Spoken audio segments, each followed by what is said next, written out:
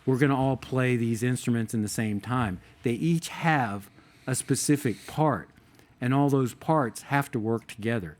And that was really, and continues to be, an amazing part of our journey with Cuban music. I mean, I'm maybe to you I sound like an expert, but I'm not an expert. I'm still in. I mean, I guess I'm in about 4 years of really studying and learning and this, but it's like, it's not all internal yet. A lot of it is, but still I work at it every day because I think that's what I have to do. But wow, it's interesting. I'm fascinated to learn where this all comes from and how you even get into it. And I imagine it's difficult to do as well. It doesn't seem like it's easy. Just the timing and the rhythms are just so different than what you're used to. And like, how do you program? I guess it's just well, you have to practice. I mean, as I yeah. said, I mean, I've been a musician literally my entire life. I'm 66 years old, and I've been playing for over 60 years. And this was one thing, and I'm, often, I've learned from other people a lot of, bluegrass and traditional music and stuff. But this was one thing I recognized that I couldn't just pick up off of YouTube or records, because there was too much. There's too much that's not explained, and to make all those parts. And we just been really fortunate.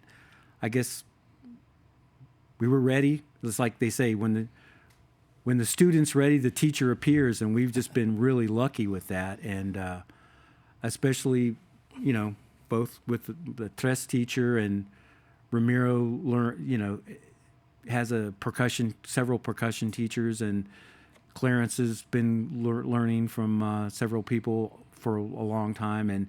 But what we've been really fortunate in the last couple of years was having Carlos, because really putting things together, we were learning all these pieces, but really putting it together was,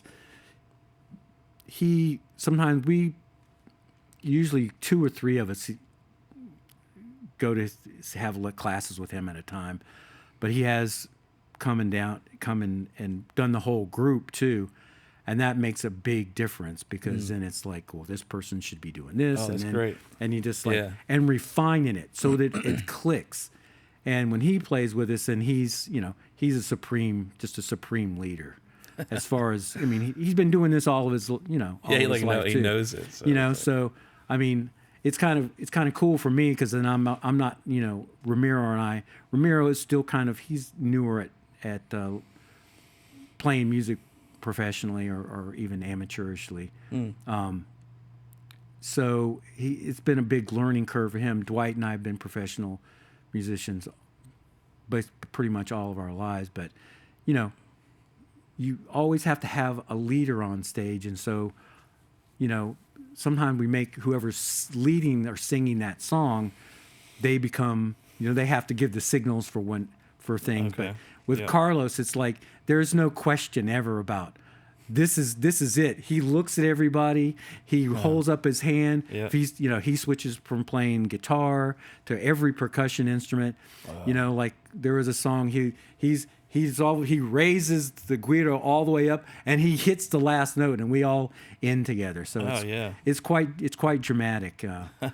So that's we're still getting there as a group, but it's been a great learning experience, and when you're doing it right is when everybody's up dancing.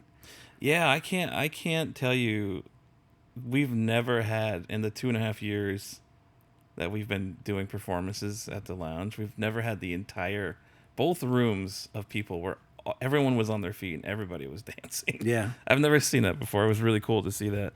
Usually people, they'll come and have a drink and they'll enjoy the music, or they're paying attention to the music.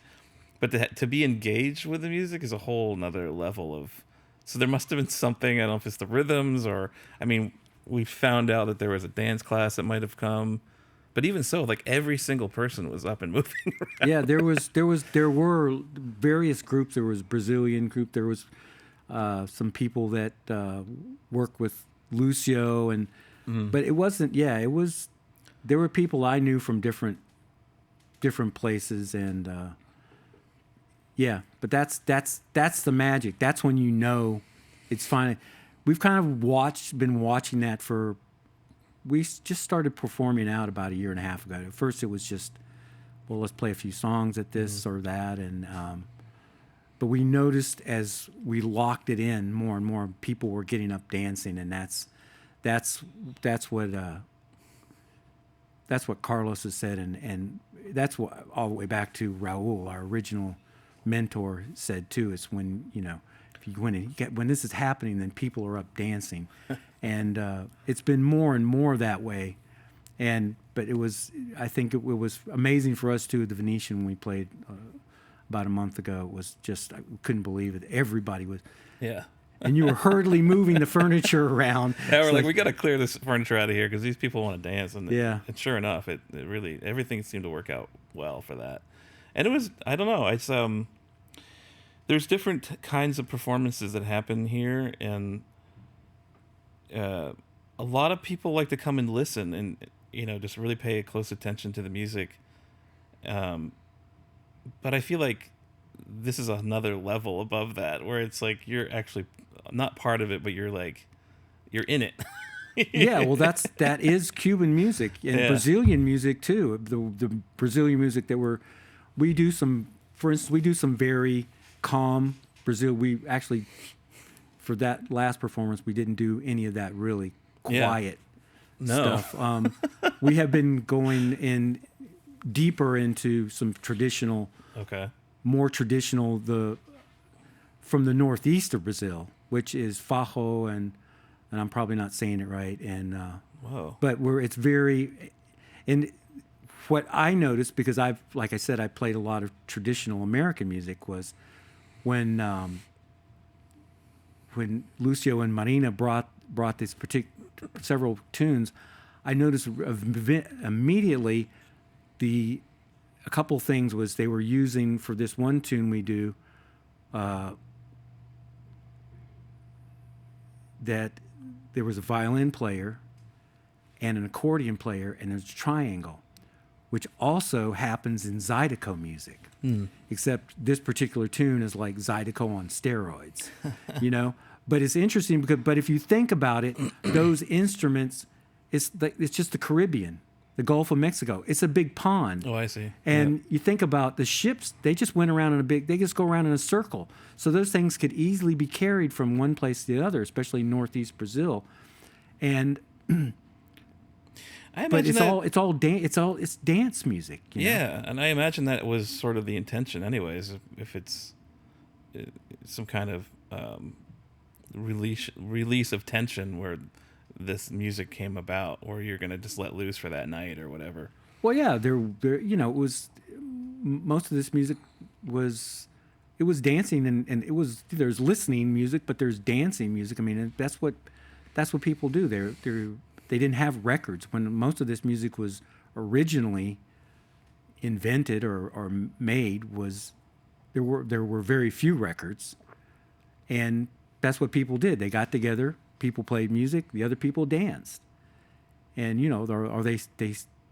maybe they sang some particular song. They all sang. That's why you have these big choruses, because everybody in the room was singing, And you had different levels of people that had good voices and not, I'm sure, but you had this group participation, and that's what all of this music that we're doing is mostly group participation. We do a few songs that are more modern, and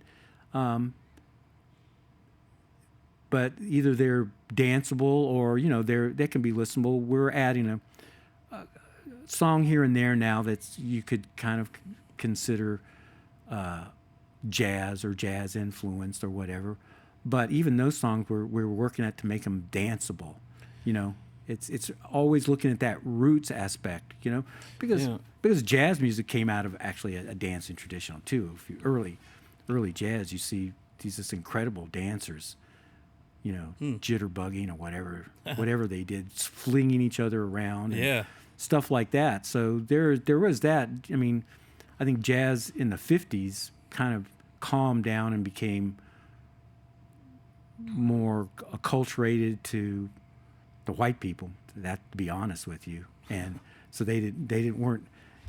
That's why rock and roll suddenly came in, because the young people couldn't dance to jazz anymore. So they had to, when rock and roll came in, it's like, oh, we can still dance to this, It's always kind of, there is that edge to a lot of this music. That's where it comes out of, group participation.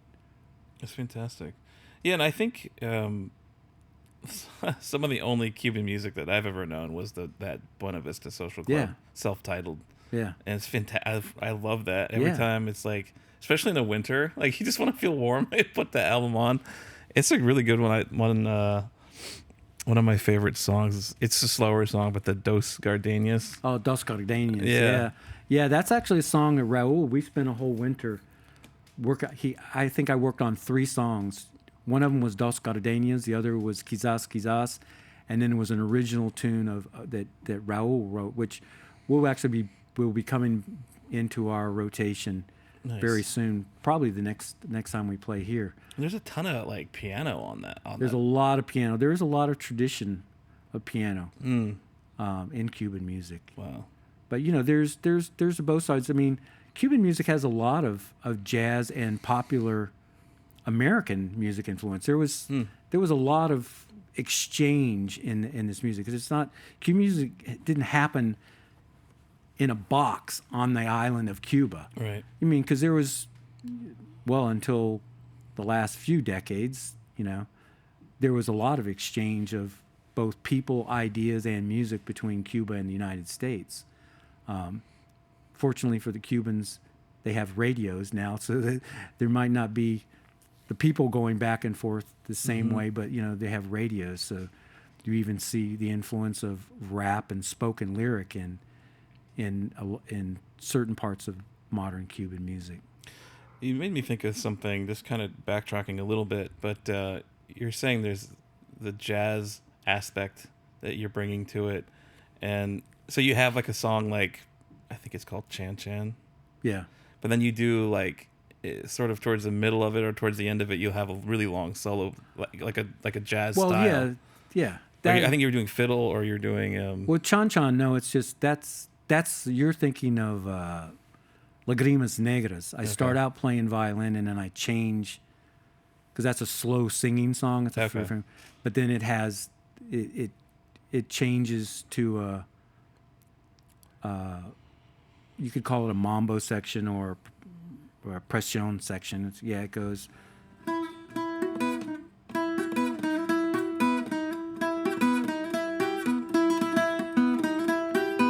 So it goes, and then.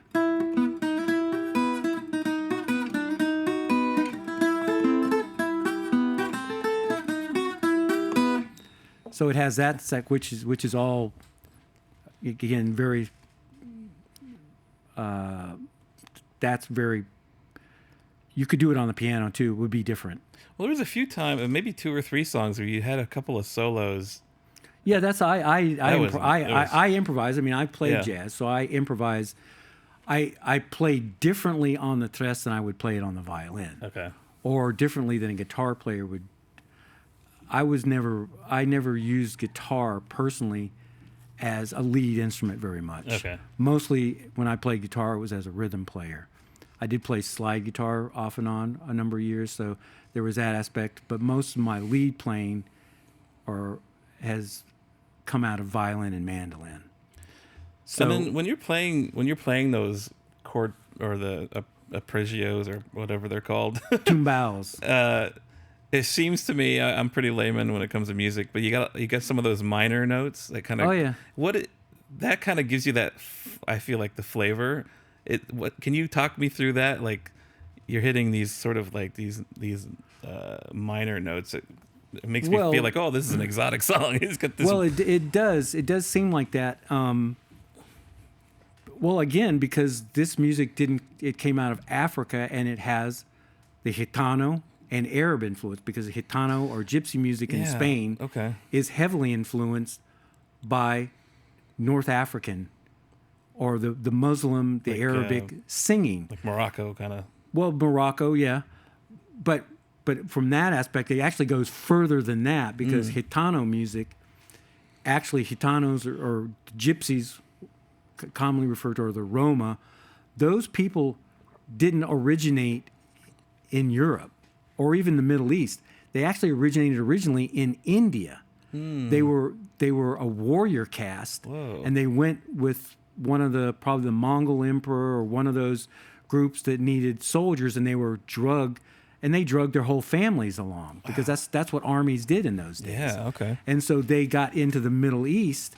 I mean, So you really got Indian Gitano or influence. Gypsy, yeah, they're Indian. Wow. Originally, and their misnamed Gypsy or Gitano is a corruption of Egyptian because they thought they came from the Middle East, so they thought they were Egyptian. Wow. So that's another myth. They call themselves Roma, not Gypsies or Gitanas. Wow. So That's fascinating. there's a lot of combination. You know, you get to Spain. Spain is this interesting crossroads for centuries and centuries before they exploded onto the world and discovered the Americas and brought another culture, clash with here in America, and then bringing African slaves over, et cetera, which changed the whole face of the Americas. So you just have a lot of musical influences. You have not only North Africa, which is a very specific culture, but you have Central and Southern Africa. I mean, often we think of Africa as being this one place, but you can be in one country and you can have different tribes, and they're playing different claves and different conga beats, different drum beats, because they're different people, different languages. So of course, if their language is different, their music may be similar, but to a trained ear, they're all very different. And so that's what you get when you come to Cuba and Brazil.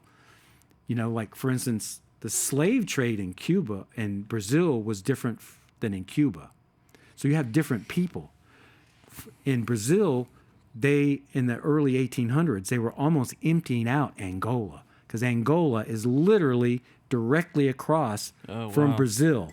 So they're just dragging those people over there. Whereas in Cuba, you had people coming up more from, I guess, West Central Africa, which is a very different, that's thousands of miles away from Angola. So, of course, they're different. They have a different language. They have different religions. They have different rhythms. They have different music. And so those are the things that influence the things in Cuba. And also probably originally even in the southern United States, for instance, and in the Caribbean in general. Right. So you have different. That's why samba is different from Cuban music or salsa, And then a lot of it just gets blanketed as Latin music.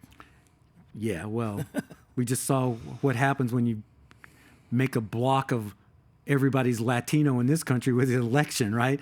You have different. Here's a funny story. So we were playing learning this song, Besitos Discreto, and that I learned from my teacher Uniel, and it's a fairly common Cuban song, but we found a version on YouTube of this Argentinian group that it's a very dynamic version, but the lead singer was playing maracas, but we were struggling with why isn't this locking in? And so when we showed it to Carlos, he said, oh, that's because the Argentinian, his guy, is playing the maracas in Venezuelan style, which is different from Cuban style. The Cubans play the maracas very close to the body, whereas the Venezuelans have these big movements, and it creates a different pattern. So we're trying to play Cuban rhythms specifically on this particular song, and it wasn't working because we're trying to play this rhythm that's slightly different.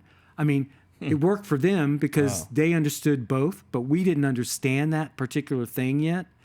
Once we understood it, it changed it. It changed it entirely. Wow. And it made a Just huge that nuance difference. could make that yeah, what would appear to be a small nuance wasn't a small nuance. It was a major factor. Wow. Again, an It's instrument. driving the It's driving that thing. So Dwight now uses the correct pattern.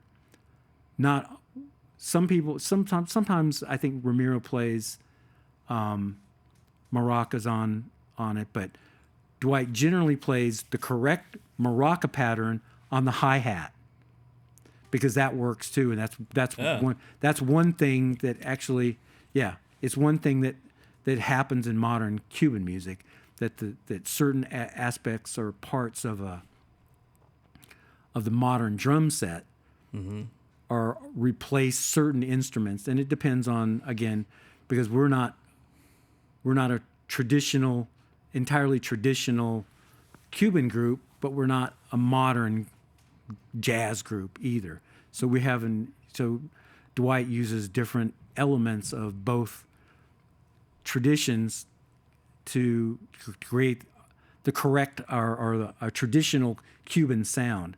Carlos has encouraged us with that. Raul did in the beginning too.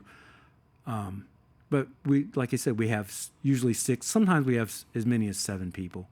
That's but fantastic. you have all these different instruments that you need to have sometimes, or you want these rhythms to lock together. So It's kind of making me think about because you're getting all of these different traditions kind of filtered through different how people got to different locations, and it makes me feel like the importance of history and tradition and storytelling, and to a certain aspect, is influential in music, and maybe that translates to the enjoyability of music, and for some reason, if that makes any kind of sense to you. well, actually, you've kind of hit the nail on the head, and I would say it's not.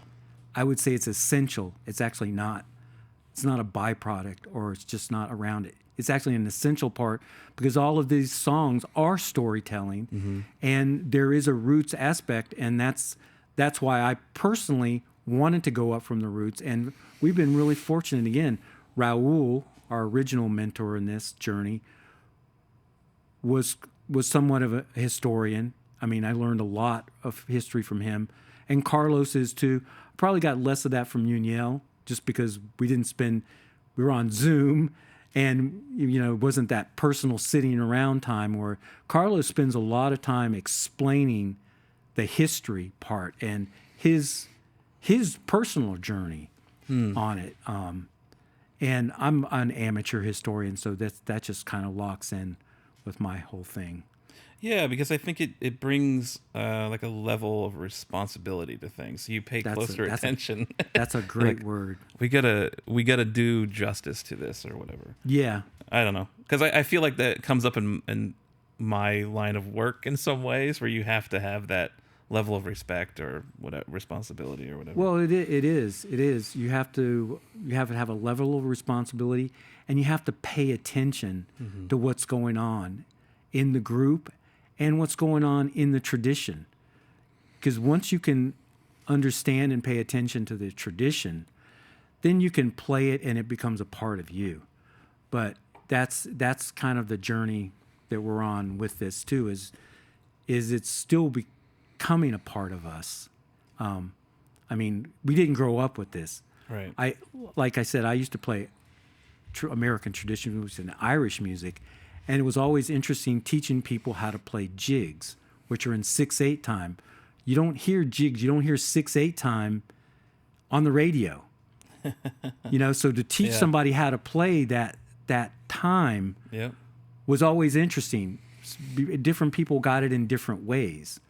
And that's the same with this. Learning the clave was essential, but because you don't hear it, you hear it in the music, but you don't understand what it's doing, how it's driving the music.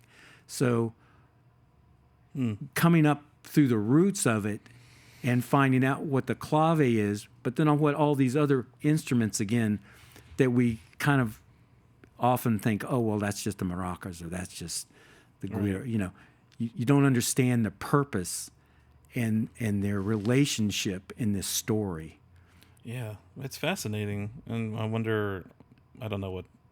It might be beyond my understanding, but there's some kind of connection, and maybe the audience will pick up on that, and they can connect to the music, and maybe that's why they're dancing. I don't know.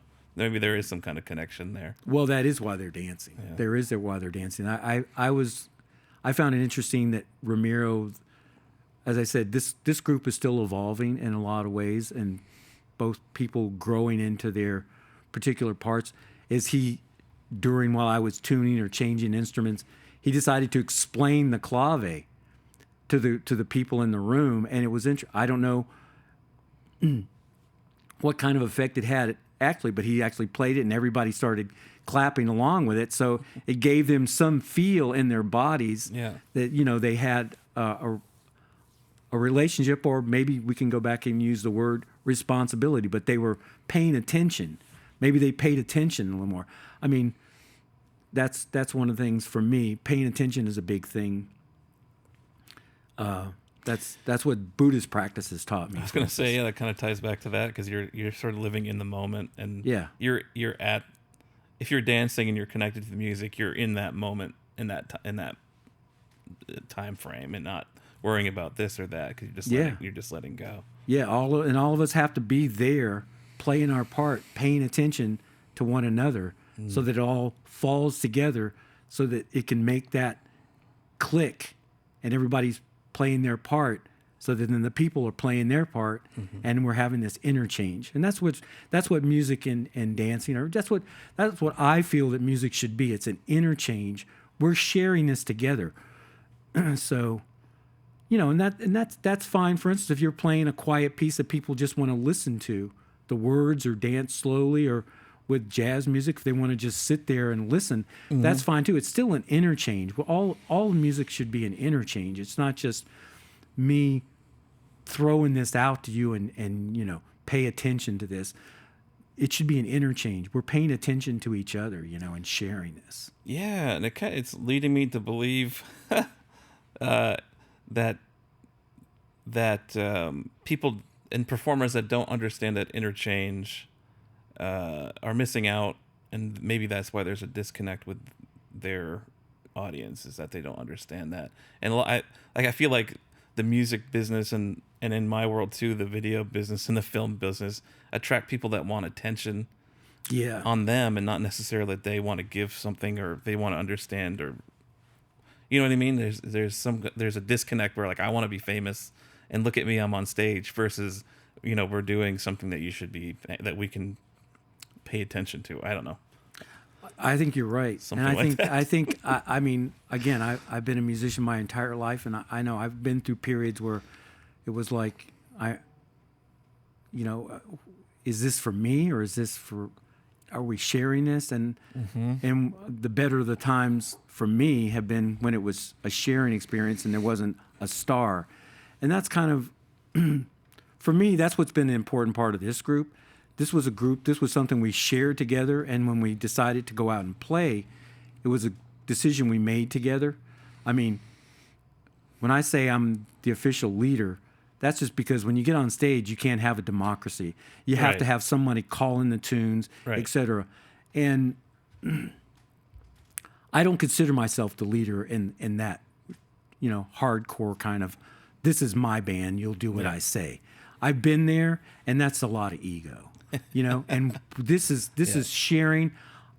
We always listen to what everybody has to say, because, hey, I'm still learning this music, and I can make mistakes. So if I make a mistake, I depend on the people around me to say, that's not quite right. And it's my responsibility then to pay attention and listen to what they have to say, so that I can become better and be responsible and reliable for everybody else in the group. Because, again, everybody in the group has a part, and those parts have to fit together like a puzzle, So it's really great that's how this group, for instance, works. And that's how all the Cuban and Brazilian music really works. I mean, there's definitely, you can have stars at times, but those stars that have it really clicking, they know that they have to click with everybody, that the whole group, it's not, they're not just doing it by themselves. Right. That's fantastic. Great. Well, I think if we just want to talk about the next show or next couple shows, and then maybe we can record a little bit of you playing. Yeah. So we'll be the 28th.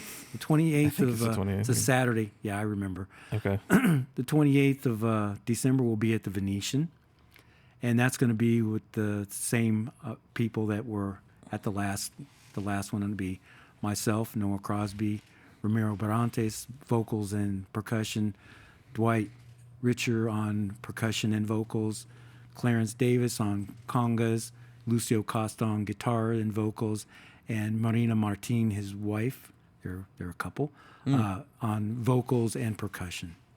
And then a very special show on 1/11 in January, which will be with our teacher and mentor, Carlos Placeres, coming and singing and playing guitar.